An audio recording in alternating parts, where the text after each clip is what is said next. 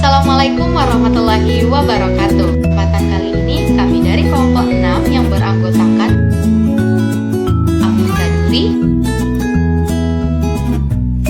Hanaudina saya sendiri, Yuni Amriza, dan Fitrah Azriel Akbar.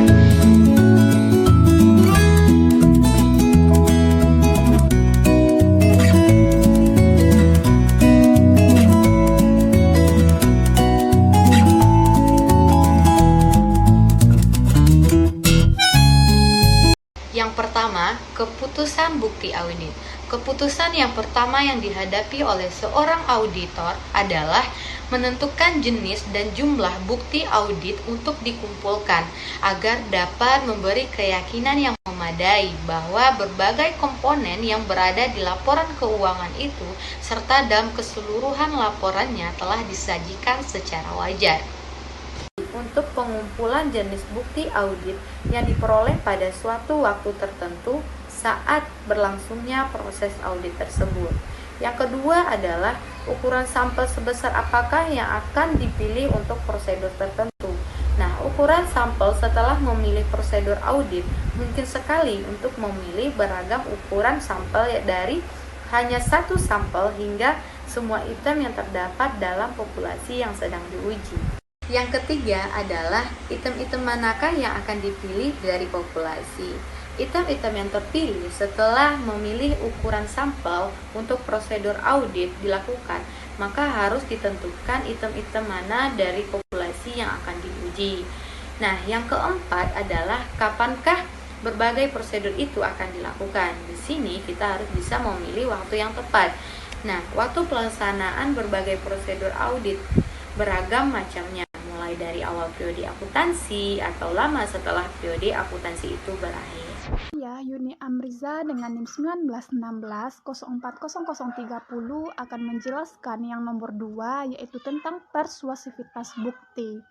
Persuasivitas bukti merupakan suatu tingkat di mana auditor merasa yakin bahwa bukti audit dapat mendukung pendapat auditor dan penentunya adalah ketetapan dan kecukupan bukti. Ketetapan bukti.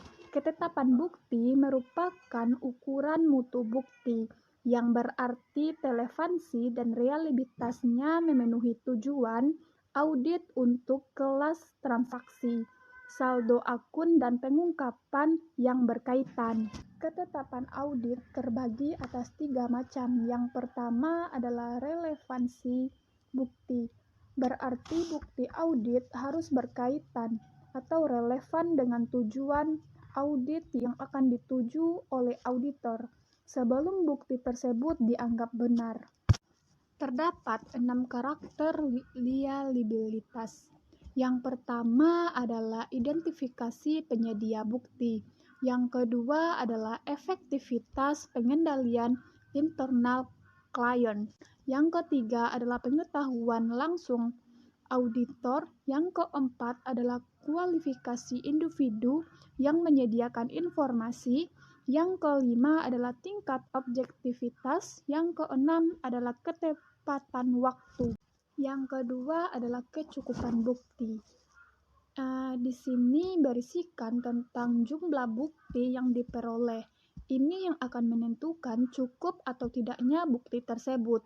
Jumlah ini diukur melalui ukuran sampel yang diambil oleh audit. Ada beberapa faktor yang mempengaruhi pertimbangan audit. Yang pertama adalah tingkat materialistik dan resiko secara umum. Yang kedua adalah bukti yang diperlukan bagi perkiraan yang material terhadap laporan keuangan akan lebih banyak dibandingkan bagi perkiraan yang kurang atau tidak material. Yang ketiga adalah efek gabungan. Di sini persuasi bukti dapat dievaluasi hanya setelah mempertimbangkan kecocokan yang mempengaruhi kesesuaian dan kecukupan. Yang ketiga adalah jenis-jenis bukti audit. Jenis-jenis bukti audit ini terbagi menjadi 8 kategori. Yang pertama adalah penyajian fisik. Penyajian fisik adalah inspeksi atau perhitungan yang dilakukan oleh auditor atas aktiva yang berwujud. Pada umumnya, pengujian fisik merupakan sarana ketujuan untuk meyakinkan kebenaran kuantitas maupun uraian aktiva dan dianggap sebagai salah satu jenis bukti audit yang paling terpercaya dan berguna. Yang kedua adalah konfirmasi. Konfirmasi ini menggambarkan penerimaan tanggapan baik secara langsung maupun tertulis dari pihak ketiga yang independen yang memverifikasi keakuratan informasi sebagaimana yang diminta oleh auditor. Yang ketiga adalah dokumentasi. Adalah pengujian auditor atas berbagai dokumen dan catatan klien untuk mendukung informasi yang tersaji atau seharusnya tersaji di dalam laporan keuangan. Yang keempat adalah prosedur analisis. Prosedur analisis ini menggambarkan berbagai perbandingan dan hubungan untuk menilai apakah saldo akun atau lainnya nampak wajar. Yang kelima adalah wawancara. Kepada klien adalah upaya untuk memperoleh informasi, baik secara tertulis maupun tidak tertulis, ataupun lisan dari klien sebagai tanggapan atas berbagai pertanyaan yang diajukan oleh auditor. 6 adalah rekalkulasi. Di dalam rekalkulasi ini kita melibatkan pengecekan ulang atas sampel kalkulasi yang dilakukan oleh klien. 7 adalah hitung uji. Hitung uji ini meliputi pengujian kembali berbagai perhitungan dan transfer informasi yang dibuat oleh klien pada suatu periode yang berada dalam periode audit pada sejumlah sampel yang diambil oleh auditor. Yang kedelapan adalah observasi. Observasi adalah penggunaan indera perasa dalam menilai suatu aktivitas tertentu. Ini sangat berguna di dalam pelaksanaan sebagaimana proses di dalam audit. Perkenalkan, nama saya Fitrah Azrial Akbar dengan NIM 1916040040 akan melanjutkan presentasi. Materi selanjutnya mengenai biaya jenis-jenis bukti.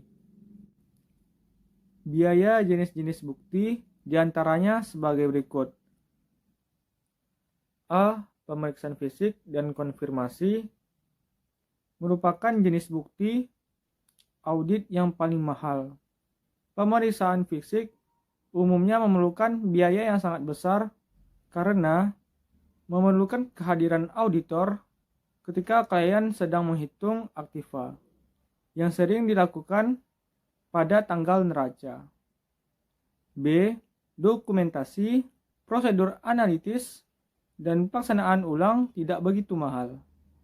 Jika karyawan klien menempatkan dokumen dan menyusunnya dengan baik pada suatu lokasi yang mudah ditemukan auditor, biasanya dokumentasi hanya memerlukan biaya yang cukup rendah. Namun jika auditor harus menemukan dokumen itu sendiri, dokumentasi dapat membutuhkan biaya yang cukup tinggi. C. Observasi, tanya jawab dengan klien, dan rekalkulasi adalah jenis bukti audit yang paling murah. Observasi biasanya dilakukan bersamaan dengan prosedur audit lainnya. Rekalkulasi hanya melibatkan perhitungan dan penelusuran sederhana sesuai dengan keperluan auditor. Seringkali perangkat lunak komputer auditor dilakukan untuk melakukan berbagai jenis pengujian tersebut. Selanjutnya, yang keempat, dokumentasi audit. Dokumentasi audit adalah catatan utama yang mencakup semua informasi yang perlu dipertimbangkan oleh auditor untuk melakukan audit secara memadai dan untuk mendukung laporan audit. Tujuan dokumentasi audit adalah untuk membantu auditor dalam memberikan kepastian yang memadai bahwa audit telah sesuai dengan standar audit yang berlaku umum, dan juga untuk membantu auditor dalam melaksanakan dan mensupervisi audit. Menurut Arens, Elder, dan Beasley, secara lebih khusus menjelaskan bahwa dokumentasi audit yang berkaitan dengan audit tahun berjalan memberikan A. Dasar bagi perencanaan audit. Jika auditor akan merencanakan audit yang memadai, informasi tentang referensi yang diperlukan harus tersedia dalam file audit. File itu meliputi berbagai macam informasi perencanaan sebagai informasi deskriptif. B. Catatan bukti yang dikumpulkan dan hasil pengujian. Dokumentasi audit adalah sarana utama untuk mendokumentasikan bahwa audit yang memadai telah dilaksanakan sesuai standar auditing. Jika muncul kebutuhan, auditor harus mampu memperlihatkan kepada lembaga pembuat peraturan dan pengadilan bahwa audit telah direncanakan dengan baik dan diawasi secara memadai. Bukti yang dikumpulkan telah tepat dan mencukupi, dan laporan audit telah tepat dengan mempertimbangkan hasil audit. C. Data untuk menentukan jenis laporan audit yang tepat. Dokumentasi audit menyediakan sumber informasi yang penting untuk membantu auditor dalam memutuskan apakah bukti yang tepat dan mencukupi telah dikumpulkan guna menjustifikasi laporan audit berdasarkan situasi tertentu. Data yang ada dalam file memiliki kegunaan yang sama untuk mengevaluasi bukti bahwa audit telah diawasi secara memadai. D. Dasar bagi review oleh supervisor dan partner. File audit adalah kerangka referensi utama yang digunakan oleh supervisor untuk mereview pekerjaan asisten. Review yang cermat oleh supervisor juga memberikan bukti bahwa audit telah diawasi secara memadai. Selanjutnya, di dalam file audit yang mendukung pengujian auditor antara lain: 1. File permanen berisi data yang bersifat historis atau berlanjut yang bersangkutan dengan audit saat ini. File permanen umumnya meliputi A. Kutipan atau salinan dari dokumen perusahaan yang terus penting, artinya seperti akte pendirian, anggaran rumah tangga, perjanjian obligasi, dan kontrak. B.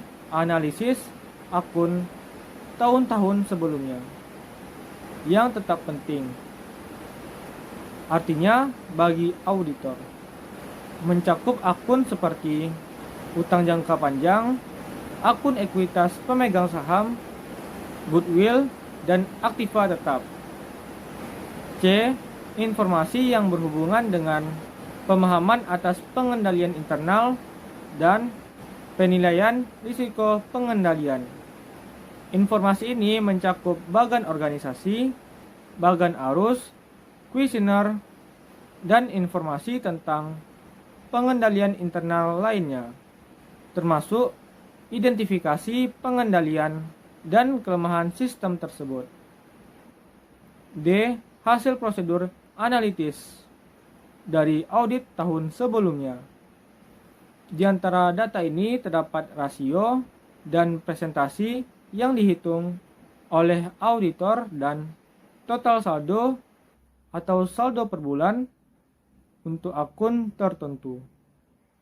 Saya Afika Duri dengan NIM 1916040007.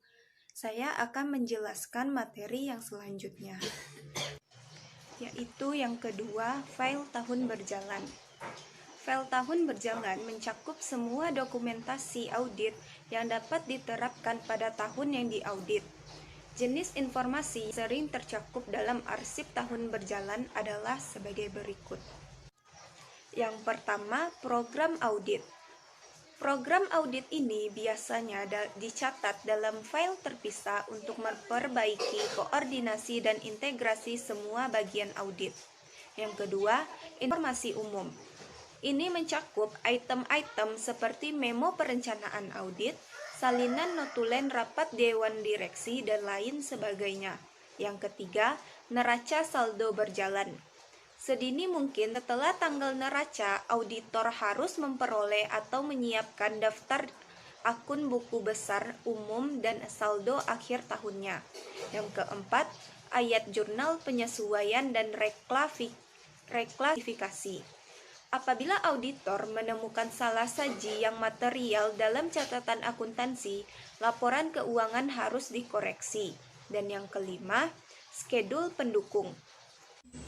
Bagian terbesar dari dokumentasi audit meliputi schedule pendukung atau supporting schedule terinci yang disiapkan oleh klien atau auditor untuk mendukung sejumlah yang spesifik pada laporan keuangan. Yang selanjutnya, yang kelima, pengaruh teknologi atau e-commerce terhadap bukti audit dan dokumentasi audit. Semakin banyak bukti audit yang disajikan dan disimpan dalam bentuk elektronik, auditor harus mengevaluasi bagaimana informasi elektronik itu mempengaruhi kemampuannya untuk mengumpulkan bukti yang layak dan mencukupi. Auditor harus mempertimbangkan ketersediaan bukti elektronik pada awal audit dan merencanakan pengumpulan bukti yang sesuai. Apabila bukti hanya dapat diperiksa dalam bentuk yang bisa dibaca mesin, auditor menggunakan komputer untuk membaca dan memeriksa bukti itu. Nah, selain itu, auditor seringkali menggunakan perangkat lunak manajemen penugasan untuk mengatur dan menganalisis dokumentasi audit. Dengan menggunakan perangkat lunak manajemen audit, auditor dapat menyusun neraca saldo, schedule utama, dokumentasi audit pendukung, dan laporan keuangan serta melakukan analisis rasio. Perangkat lunak itu juga memfasilitasi penelusuran kemajuan audit dengan menunjukkan situs kinerja dan review dari setiap bidang audit. Penyusunan dokumentasi audit dilakukan secara rinci oleh auditor yang berpengalaman, yang tidak memiliki hubungan dengan audit tersebut, pemahaman atas pekerjaan yang dilaksanakan, bukti yang diperoleh dan sumbernya, serta kesimpulan yang dicapai. Dokumentasi audit harus memiliki karakteristik tertentu. Yang pertama, setiap file audit harus diidentifikasi secara wajar dan informasi seperti nama klien, periode yang dicakup, gambaran tentang isi, tanda tangan orang yang menyiapkan, tanggal persiapan, dan kode indeks. Yang kedua, dokumentasi audit harus memiliki indeks dan referensi silang untuk membantu pengaturan dan pengarsipannya. Yang ketiga, dokumentasi audit yang lengkap harus jelas menunjukkan pekerjaan audit yang dilakukan, yang dapat dicapai dengan 3 cara, yaitu dengan pernyataan tertulis dalam bentuk memorandum, dengan menandatangani prosedur audit dalam program audit, dan dengan notasi langsung pada schedule. Yang keempat, dokumentasi audit harus meliputi informasi yang cukup untuk memenuhi tujuan yang telah dirancang. Dan yang kelima, kesimpulan yang dicapai tentang segmen audit yang dipertimbangkan harus dinyatakan dengan jelas. Baiklah, untuk pada kesempatan kali ini mungkin hanya itu yang dapat kami sampaikan. Kami dari kelompok 6 mengucapkan terima kasih atas perhatiannya dan mohon maaf apabila ada kesalahan dalam penyampaian tadi. Nah, saya Hana Gina pamit undur diri. Wassalamualaikum warahmatullahi wabarakatuh.